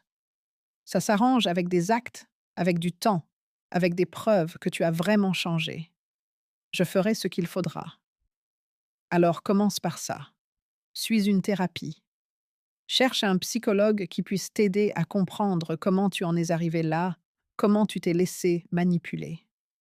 Travaille sur toi-même, et quand tu seras prêt, quand tu auras vraiment fait ce travail intérieur, on parlera. Il a hoché la tête, les larmes revenant. Je t'aime, maman. Je n'ai jamais cessé de t'aimer. Je me suis juste perdue. Je sais, mon fils, je sais. Mais je devais encore prendre la décision la plus difficile que faire de tout cela, parce que la vengeance n'a jamais été mon objectif. C'était la justice. Thomas était toujours devant moi tremblant. Pas de froid, mais de quelque chose de plus profond. Sous le poids de comprendre qu'il avait été aveugle pendant des années, qu'il avait échangé sa mère contre une illusion. Céline a brisé le silence depuis le canapé. Hélène, mon mari et moi voulons vous payer quelque chose pour les dommages, pour la souffrance que notre fille vous a causée. Nous n'avons pas grand-chose, mais... J'ai levé la main pour l'interrompre. Je ne veux pas de votre argent, Céline. Vous n'êtes pas coupable des décisions d'une femme adulte. Gardez vos économies. Vous en aurez plus besoin que moi. François s'est levé avec difficulté, comme si ses jambes le soutenaient à peine. Ma femme a raison. Nous avons fait quelque chose de mal. Chloé a toujours été différente. Même enfant, elle mentait avec facilité, elle manipulait les situations pour obtenir ce qu'elle voulait. Nous pensions qu'elle mûrirait, que le mariage la changerait. Le mariage ne change personne, ai-je dit doucement. Il révèle simplement qui la personne est vraiment. Marion, la sœur, était toujours adossée à la fenêtre, à regarder la mer. Elle a parlé sans se retourner. Je savais qu'il y avait quelque chose qui n'allait pas. Je l'ai compris quand Chloé m'a montré les photos de cette maison et a dit qu'elle serait bientôt à elle. Mais quand je lui ai demandé comment elle s'est fâchée, elle m'a dit d'arrêter de me mêler de sa vie. Et sa voix s'est brisée. J'ai préféré ne pas voir. J'ai préféré ne pas poser de questions dérangeantes. Elle s'est tournée vers moi, les larmes aux yeux. Je suis dans ces vidéos à ce dîner horrible où nous l'avons laissé vous humilier. J'ai ri. J'ai hoché la tête quand elle a dit que vous perdiez la mémoire. Et je l'ai fait parce que Chloé a toujours été convaincante. Elle a toujours su faire croire aux gens ce qu'elle voulait. Vous n'êtes pas la première personne à tomber sous le charme d'une personne manipulatrice, lui ai-je dit. Et vous ne serez pas la dernière. Thomas était resté silencieux. Mais maintenant, il parlait d'une voix rauque, comme si chaque mot lui causait une douleur physique. Je dois dire quelque chose. J'ai besoin que tout le monde entende ça. Il s'est placé au centre du salon. C'est au centre. Nous le regardions tous. Chloé m'a manipulée. C'est vrai. Mais je l'ai laissé faire. J'ai choisi de la croire quand elle m'a dit que ma mère était manipulatrice. J'ai choisi de ne pas la remettre en question quand nous avons commencé à nous endetter. J'ai choisi de rester silencieux lors de ce dîner quand ils l'ont humiliée. Les larmes coulaient librement sur son visage. Et vous savez pourquoi je l'ai fait? Parce que c'était plus facile. C'était plus facile d'avoir une femme qui me dise quoi penser, quoi ressentir, quoi faire. C'était plus facile de reprocher à ma mère d'être compliquée que d'admettre que j'étais un lâche. Thomas ne dit pas ça. J'ai essayé de l'interrompre. Non, maman, je dois le dire. J'ai été un lâche. Quand mon père est mort, tu t'es occupé de tout. Des funérailles, des dettes de mon entretien pendant que je terminais l'université. Je n'ai jamais eu à être vraiment fort parce que tu étais forte pour nous deux. Et quand Chloé est apparue, elle est devenue une autre personne, prenant des décisions pour moi.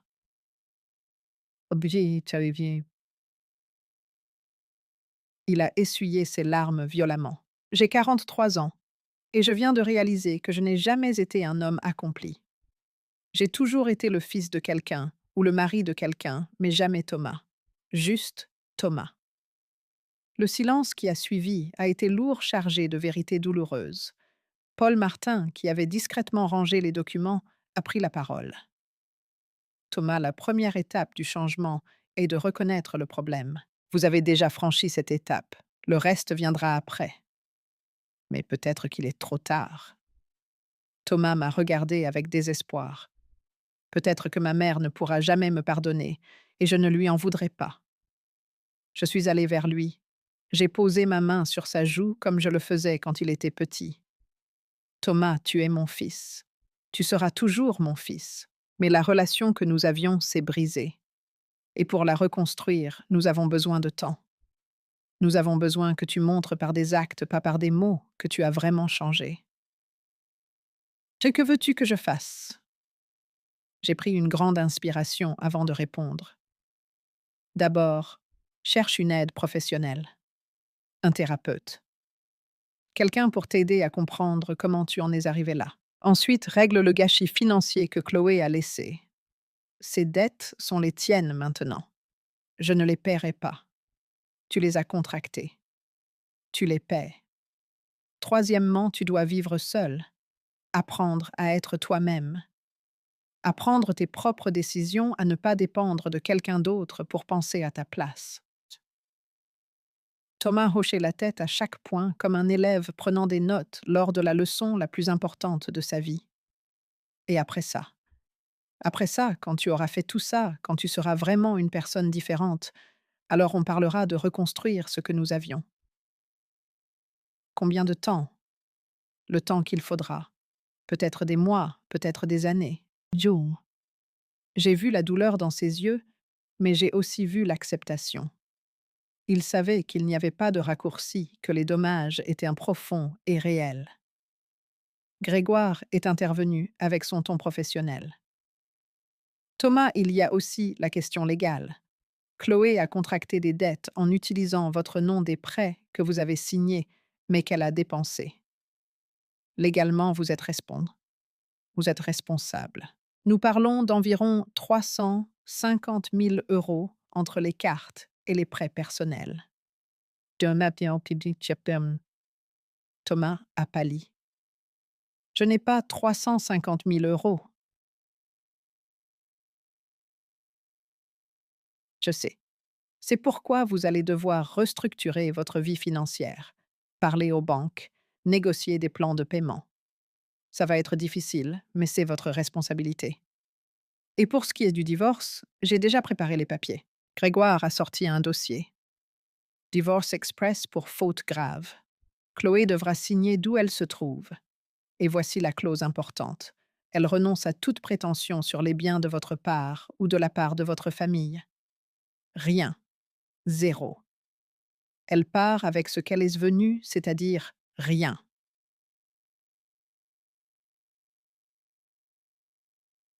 Thomas a pris les papiers avec des mains tremblantes. Je croyais que je l'aimais. Il te dit, je dis, tu aimais l'idée que tu te faisais d'elle, lui ai-je dit doucement. Le masque qu'elle portait, mais la vraie personne sous le masque. Tu ne l'as jamais connue parce qu'elle ne l'a jamais permis. François s'est approché de Thomas et lui a mis la main sur l'épaule. Jeune homme, ma fille vous a causé beaucoup de souffrance. En tant que père, je me sens responsable. Si vous avez besoin d'aide pour trouver un bon thérapeute, mon frère était psychiatre. Je peux vous donner ses coordonnées. Thomas a acquiescé, reconnaissant. Merci, monsieur.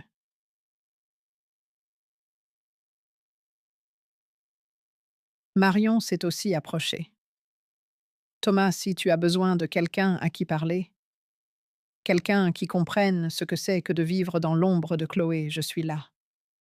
Pas pour remplacer qui que ce soit, juste comme quelqu'un qui a aussi été sa victime. J'ai été surprise de voir la compassion de la sœur de Chloé, mais c'était logique. Elle aussi avait passé toute sa vie à être comparée, à concourir, à se sentir inférieure à sa sœur parfaite. Le téléphone de Grégoire a sonné. Il a répondu brièvement, a hoché la tête plusieurs fois et a raccroché. C'était le parquet. Chloé a été incarcérée. La demande de libération sous caution a été refusée parce qu'il y a un risque de fuite. Elle restera en détention pendant toute la procédure. Ils estiment que le procès prendra entre 6 et 8 mois. Et qu'est-ce qui va lui arriver a demandé Céline d'une voix tremblante. Si tout est prouvé, et avec les preuves que nous avons, la peine encourue est de 3 à 7 ans de prison. Escroquerie, falsification de documents, association de malfaiteurs. Ce sont des crimes graves. Céline s'est couvert le visage des mains. François l'a soutenu, mais lui aussi pleurait en silence. Voir ses parents souffrir me brisait le cœur. Ils n'avaient rien fait de mal. Ils avaient juste eu la malchance d'élever quelqu'un qui était né sans boussole morale.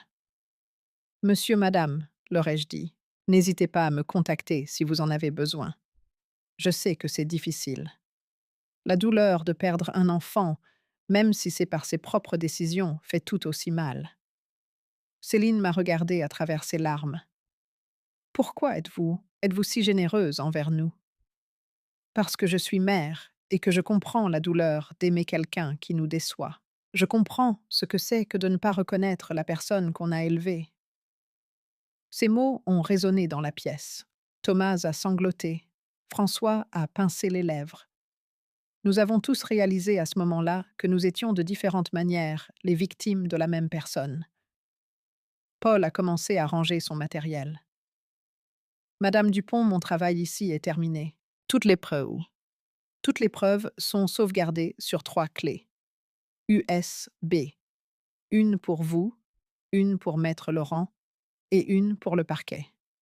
Les fichiers sont également sur le cloud, protégés par un mot de passe. Merci, Paul. Votre travail a été impeccable. Je n'ai fait que ce pourquoi on m'a engagé. Trouver la vérité. Les déménageurs avaient déjà fini de remettre les meubles. Ils se sont approchés timidement. Madame, tout est remis en place. Avez-vous besoin d'autre chose? Je leur ai donné un généreux pourboire. Ils n'étaient coupables de rien dans tout ça. Quand ils sont partis, il ne restait que Thomas, la famille de Chloé, Grégoire, Paul et moi. Thomas s'est approché de moi une dernière fois. Maman, je vais y aller. J'ai besoin. J'ai besoin d'assimiler tout ça. Mais avant de partir, il a sorti un trousseau de clés de sa poche. Ce sont les clés de la maison que je partageais avec Chloé. Je vais déménager. Je vais trouver quelque chose de plus petit, de moins cher, quelque chose que je pourrais payer seul. Et quand je serai installée, je te préviendrai. Au cas où un jour tu voudrais me rendre visite. J'ai pris les clés. Il y avait une petite médaille de Saint-Christophe que je lui avais offerte quand il avait quitté ma maison pour la première fois. Garde le Saint-Christophe. Je crois que tu en as plus besoin que moi. Thomas me l'a mis dans sa poche. Il m'a prise dans ses bras. Une étreinte désespérée comme quelqu'un qui fait ses adieux sans savoir quand il vous reverra. Je t'aime, maman. Ne l'oublie jamais. Je t'aime aussi, mon fils. C'est pour ça que je te laisse apprendre cette leçon. Et en le regardant s'éloigner les épaules affaissées, mais le regard un peu plus clair, j'ai réalisé que le plus difficile ne faisait que commencer. Le pardon. 3 mois plus tard, je me suis réveillée dans ma maison de plage, au son de la mer battant la côte. La même terrasse, le même océan, la même brise salée. Mais quelque chose avait changé. J'avais changé. Je me suis préparé mon thé à la camomille et je suis sortie avec ma couverture en laine, couleur terre cuite. Le soleil commençait à peine à peindre le ciel de tons orange et roses. Je me suis assise dans mon fauteuil préféré et j'ai respiré profondément. Ces 3 mois avaient été intenses. 3 mois de déposition judiciaire, d'audience de signature et de documents. 3 mois de nuit, sans sommeil, de souvenirs douloureux, de guérisons, de blessures que je pensais ne jamais se refermer. Le procès de Chloé s'est déroulé rapidement. Avec toutes les preuves que nous leur avons fournies, son avocat de la défense n'a pas pu faire grand-chose. Elle a plaidé coupable dans l'espoir de réduire sa peine. Elle a écopé de 5 ans de prison, pas même la moitié de ce qu'elle méritait, mais c'était un début. Thomas avait tenu parole. Il avait déménagé dans un petit appartement d'un quartier modeste. 2 pièces simples sans luxe. Il m'a envoyé des photos. C'était presque vide, il n'y avait que l'essentiel. Je repars à zéro, disait son message.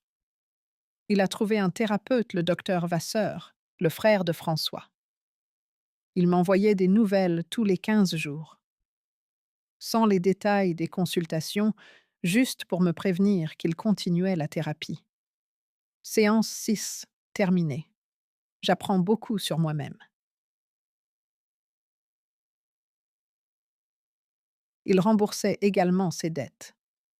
La négociation qu'il avait faite avec les banques exigeait des paiements mensuels qui absorbaient presque la moitié de son salaire. Il menait un style de vie modeste, sans luxe et sans excès. Il a essayé de me rendre visite à 2 reprises. Les 2 fois, je lui ai dit: «Pas encore, j'ai besoin de plus de temps.» Mon fils a cédé parfaitement sans se plaindre. Je comprends, maman. Quand tu seras prête, je serai là.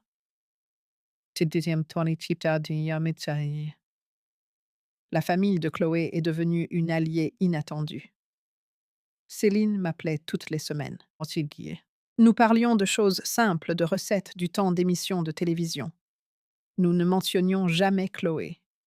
C'était comme si nous avions un accord tacite selon lequel le sujet était tabou. Marion m'a rendu visite une fois. Elle a apporté des pâtisseries et du café. Nous nous sommes assises sur cette même terrasse. Merci de ne pas nous détester, m'a-t-elle dit. Beaucoup de personnes à votre place auraient coupé tout contact avec la famille entière. Vous n'êtes pas Chloé. Je ne porte pas ces péchés sur votre dos. Marion a pleuré. Elle m'a raconté ce que c'était de grandir dans l'ombre d'une sœur qui obtenait toujours ce qu'elle voulait, qui manipulait les parents, qui ne faisait jamais face aux conséquences. Une partie de moi est soulagée. A-t-elle avoué? Soulagée qu'elle fasse enfin face aux conséquences de ses actes.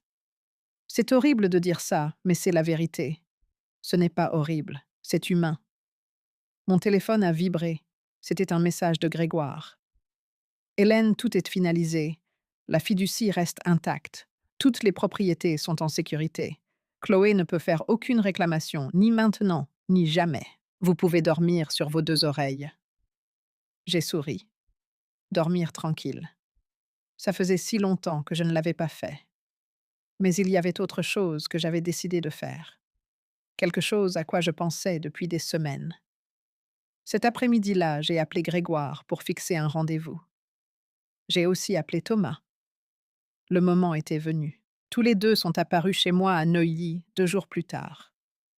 Thomas semblait différent, plus mince, avec quelques cheveux gris qu'il n'avait pas avant, mais avec les yeux plus clairs, comme si un brouillard s'était dissipé. Maman, m'a-t-il salué avec une étreinte prudente, comme s'il touchait quelque chose de fragile. Thomas. Nous nous sommes assis dans le salon. Nous nous sommes assis dans le... Grégoire a ouvert sa mallette. Hélène a demandé cette réunion pour discuter de l'avenir de son patrimoine. Thomas, votre mère veut faire quelques changements importants. Thomas a pâli. Maman, si c'est pour me déshériter, je comprends. Je ne contesterai pas. Pas après tout ce qui s'est passé. J'ai élevé la main. Il ne s'agit pas de te déshériter, Thomas. Il s'agit de m'assurer que ce que j'ai construit est utilisé correctement. Écoute avant de parler.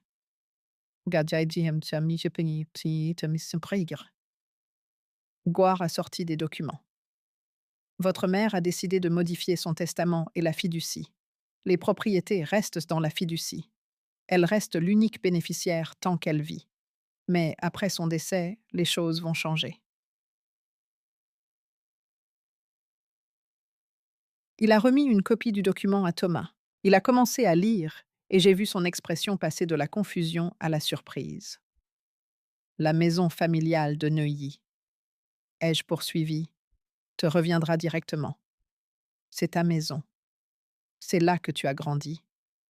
Il est logique qu'elle soit à toi. Maman jeune. Laisse-moi terminer. L'appartement du 16e arrondissement sera vendu après ma mort. L'argent de cette vente, environ 3 à 2 millions d'euros, sera divisé en 2 parties. Une moitié pour toi, l'autre moitié ira à une fondation. Je vais créer une fondation. Grégoire est intervenu. L'Institut Hélène Dupont pour la protection financière du troisième âge. Il aidera les personnes âgées qui font face à des abus financiers de la part de membres de leur famille. Conseil juridique gratuit. Soutien psychologique, hébergement temporaire si nécessaire. Thomas m'a regardé les larmes aux yeux. Maman, c'est magnifique. C'est nécessaire car j'ai découvert que mon cas n'est pas le seul. Il y a des milliers de personnes âgées qui se font dépouiller, manipuler, déclarées incapables par des parents ambitieux, et personne ne les défend. Et la maison de plage. Et la maison, a demandé Thomas. Cette maison, j'ai tapoté doucement la table, sera également vendue. La valeur totale, 5 millions. 500 000 euros ira à la fondation, pour qu'elle ait suffisamment de ressources pour fonctionner pendant des années.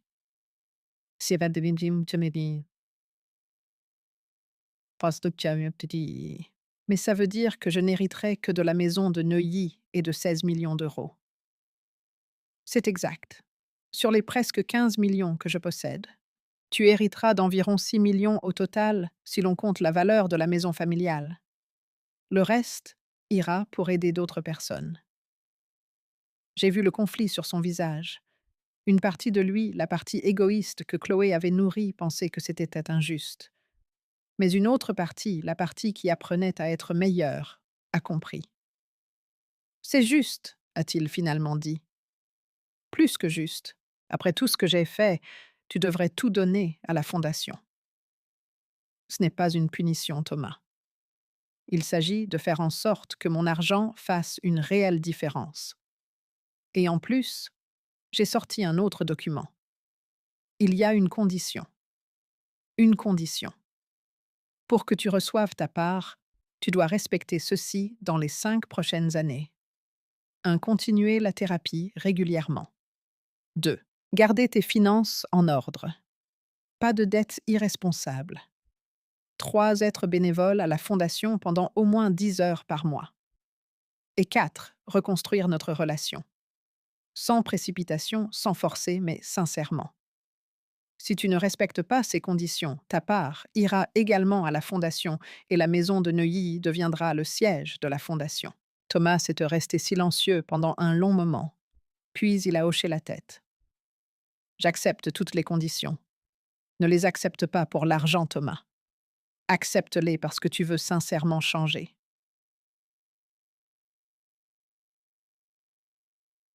Je les accepte parce que je veux être l'homme que tu méritais comme fils, l'homme que papa voudrait que je sois.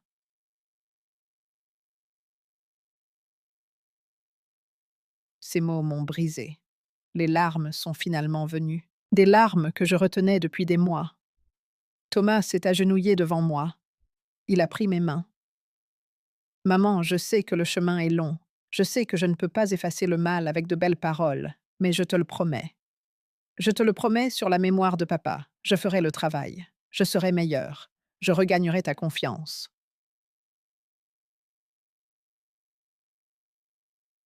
Je l'ai serré dans mes bras. Pour la première fois depuis des années, j'ai serré mon fils dans mes bras et j'ai senti qu'il redevenait vraiment mon fils. Tu la regagnes déjà, Thomas. Petit à petit, tu la regagnes. 6 mois plus tard, l'Institut Hélène Dupont a ouvert ses portes dans un bureau loué au centre de Paris. 3 avocats, 2 psychologues et une assistante sociale. Thomas accomplissait ses heures de bénévolat tous les samedis aidant aux tâches administratives. Nous avions déjà pris en charge 16 dossiers, 16 personnes âgées qui se faisaient dépouiller, manipuler et abuser par leur propre famille. Et dans 10 de ces cas, nous avions réussi à inverser les dommages. Céline a rejoint l'équipe en tant que bénévole. Elle coordonnait le groupe de soutien émotionnel. J'ai besoin de faire quelque chose de bien avec la douleur que ma fille a causée, m'a-t-elle dit. Marion faisait un don mensuel. Pas beaucoup. Son salaire était modeste, mais c'était déjà ça. Thomas et moi dînions ensemble tous les vendredis dans des endroits simples, pas dans des restaurants chers. Juste des repas faits maison et des conversations honnêtes. Peu à peu, nous avons reconstruit ce qui avait été brisé. Un après-midi, alors que je passais en revue des dossiers de la fondation dans ma maison de plage, on a sonné à la porte. C'était Thomas à l'improviste. Mon fils, quelle surprise. Maman, j'avais besoin de te voir. J'avais besoin de te dire quelque chose. Nous nous sommes assis sur la terrasse. Il regardait la mer avec une expression sérieuse. Aujourd'hui, ça fait 1 an, depuis ce jour-là. Le jour où tout a explosé, le jour où je me suis réveillée. Je sais.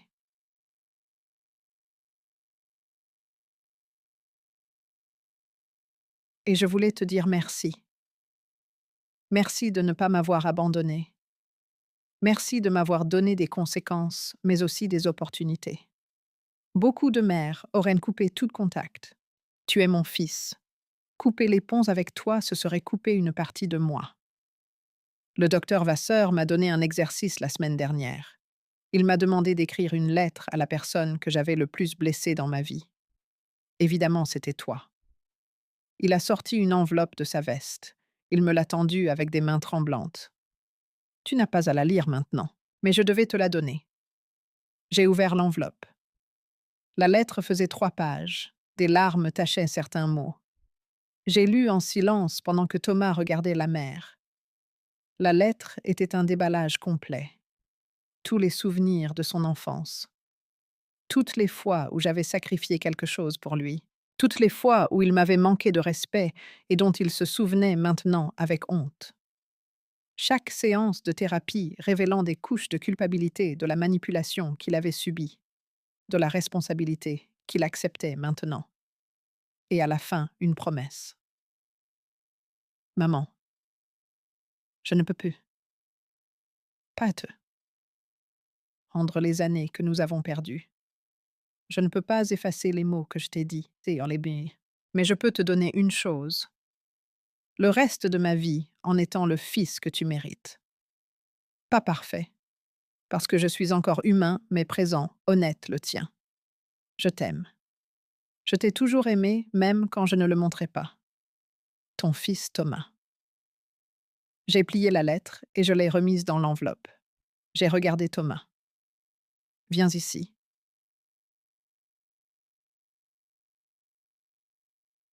Il s'est approché. Je l'ai serré fort dans mes bras comme quand il était petit et faisait des cauchemars.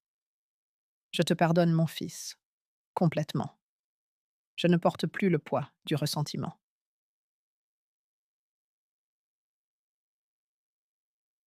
Thomas a sangloté sur mon épaule. Je ne mérite pas ton pardon.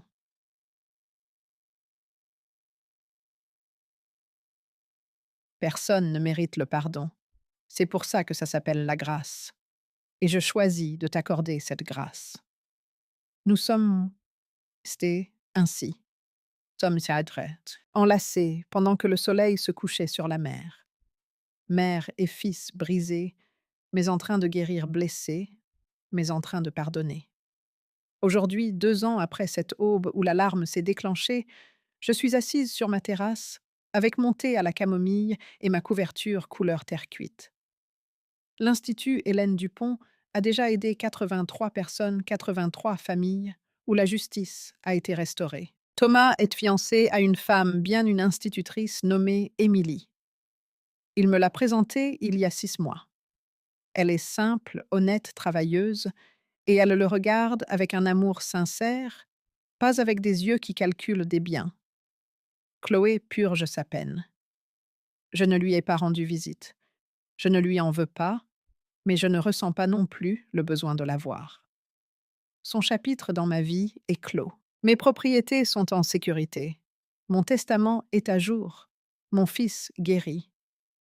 Et moi, j'ai récupéré quelque chose de plus précieux que l'argent. J'ai récupéré ma dignité. J'ai récupéré ma paix. J'ai récupéré la capacité de dormir profondément, sachant que je n'étais pas une victime, mais une guerrière, que je ne me suis pas laissée détruire, mais que j'ai plutôt construit quelque chose de meilleur à partir des morceaux brisés. Je prends une gorgée de mon thé et je souris à l'océan, car la véritable richesse n'a jamais résidé dans ces 15 millions. La véritable richesse consistait à avoir le courage de me défendre, la sagesse de planifier de manière stratégique et la grâce de pardonner sans oublier. J'ai appris que l'amour d'une mère est inébranlable, mais que ça ne signifie pas être un paillasson. J'ai appris que la patience n'est pas une faiblesse, c'est la stratégie la plus puissante. J'ai appris que la justice prend parfois du temps, mais quand elle arrive, elle vaut chaque larme versée. Et j'ai appris qu'il n'est jamais au grand jamais trop tard pour défendre ce qu'on a construit de ses propres mains. J'ai 68 ans, des cheveux blancs, des mains ridées et un dos qui me fait mal certains matins. Mais j'ai aussi quelque chose que Chloé n'a jamais eu et n'aura jamais: l'intégrité. Et ça n'a pas de prix. Si cette histoire a peut-être touché quelque chose en vous, si elle vous a fait réfléchir sur la valeur de défendre votre dignité, sur l'importance de ne laisser personne vous prendre ce qui vous revient de droit, laissez-moi un commentaire pour me dire d'où vous regardez. Car des histoires comme celle-ci doivent être partagées pour que d'autres sachent qu'ils ne sont pas seuls, que la maltraitance intrafamiliale existe, que la manipulation est réelle, mais que la justice existe aussi et qu'il n'est jamais au grand jamais trop tard pour se lever et se battre pour ce qui nous appartient. Laissez un j'aime si vous croyez en la justice. Abonnez-vous pour d'autres histoires vécues. Et n'oubliez pas, la dignité ne s'hérite pas. Elle se construit, elle se défend, elle se protège. Et personne, absolument personne, n'a le droit de vous l'enlever.